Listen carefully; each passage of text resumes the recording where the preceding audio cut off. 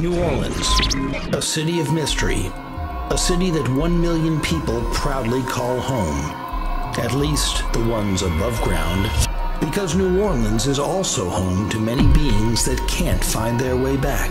Watch as our group of paranormal investigators attempt to discover these lost souls. Join us as we explore New Orleans, the most haunted city in America.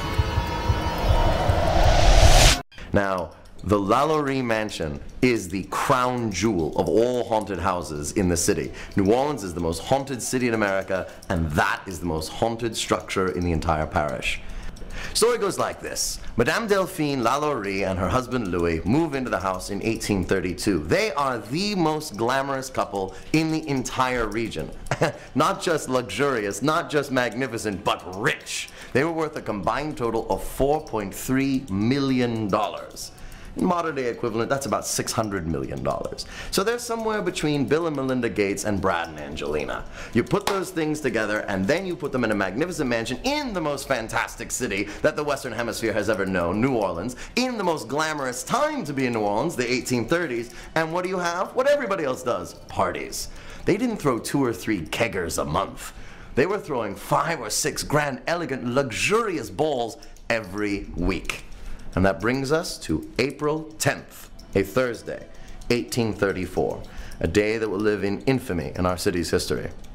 To sort of sum up the events that took place on April 10th, 1834, Madame Delphine LaLaurie is being attended to by a servant girl, I believe her name was Leah, brushing her hair. The poor girl hit a snag, which enraged Delphine. She retrieves a riding crop, I believe it was, a whip of some sort, possibly from beneath her vanity, and starts to attack the girl. Poor thing fled away, cornered herself in the roof, so terrified the woman leapt off. Party ensues. She's, of course, entertaining the elite of the city. You've got over 250 guests, all soon to become eyewitnesses. And upon a raised stage in the center of the ballroom, a band is playing, the finest wine is flowing, magnificent food is being served.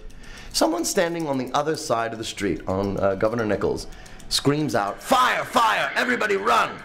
Because indeed, the part of the building that is separated from the central residence, now the garage, used to be the kitchen, and flames are leaping out of the windows up into the night sky. People are so terrified that this is going to be the 3rd great fire of New Orleans, that they all run pell-mell for their lives across the street, reuniting with their friends and family. And once they've done so, they say, well, what about our host and hostess? What about Madame Delphine? What about Dr. Louis? We should go inside and help them. But they never get a chance, because out comes a very calm army of servants and slaves, holding silver platters laden down with hors d'oeuvres. No, no, no, please don't go anywhere. Have a bacon-wrapped scallop. Have a leftover peacock's tongue. Stay where you are. Everything's going to be all right. Out come 2 wine casks, one rolled on either side of the street. They're tapped. People are continuing to drink and enjoy themselves. The band sets down off the stage, crosses the street, and continues to play.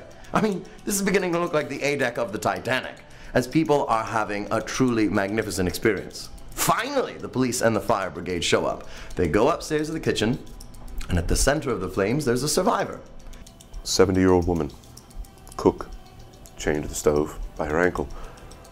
I'm understanding she had nothing but a cot to sleep in and a bucket for her business, but when she was unchained and taken across the street, she confessed not just before the mayor, but also before an editor of the newspaper at that time, "I will not stay in that house one more night, knowing what they are doing to us." Now she tells them in her final words that she had set the fire intentionally in a suicide attempt.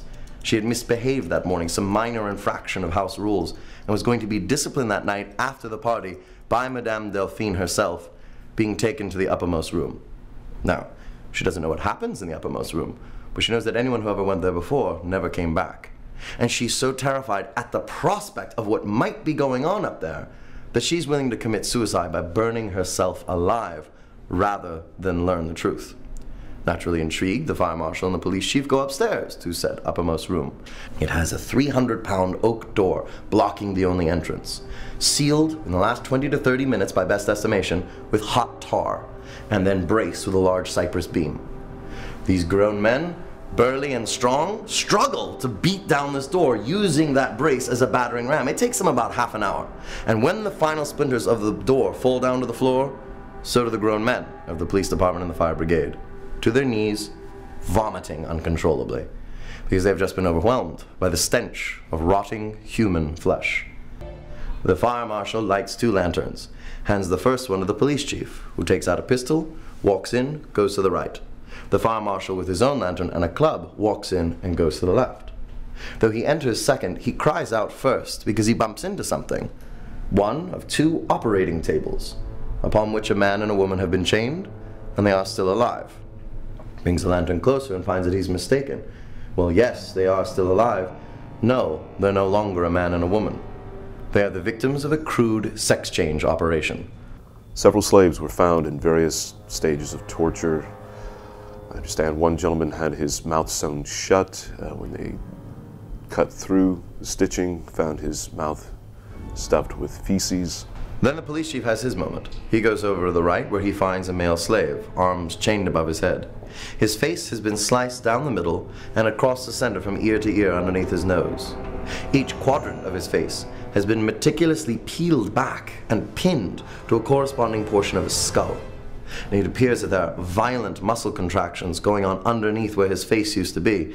When they bring that lantern closer, they find that those are not muscles contracting. Those are maggots feeding. Maggots intentionally introduced by Dr. Louis in a sadistic experiment to see how long human life can be sustained with the vermin eating the infection that grows there. Now, imagine being one of those people standing out on the street on Governor Nichols, sipping your wine, listening to the band, having really what's just an outrageous party. Then the human atrocities, one after another, come down from the uppermost room, paraded past them down a few blocks to go to the hospital, where every single one of them was euthanized, put out of their misery.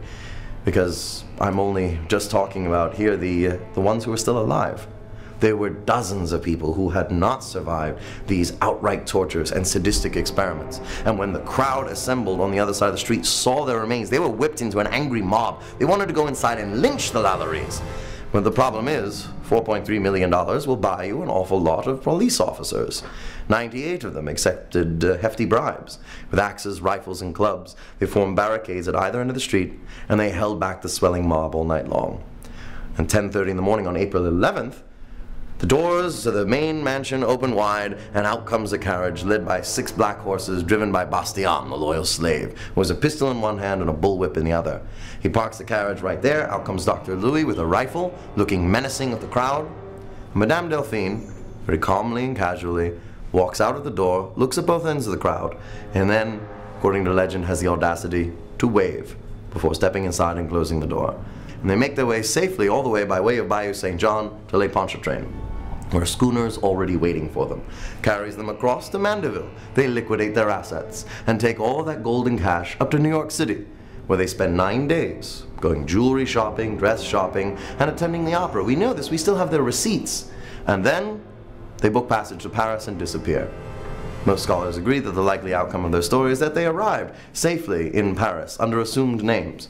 With all of that money, no one asked any questions. They lived happily ever after, having never been brought to justice for their crimes. We, on the other hand, were left with a blight of our city's history. This is a woman who came from money, married into money.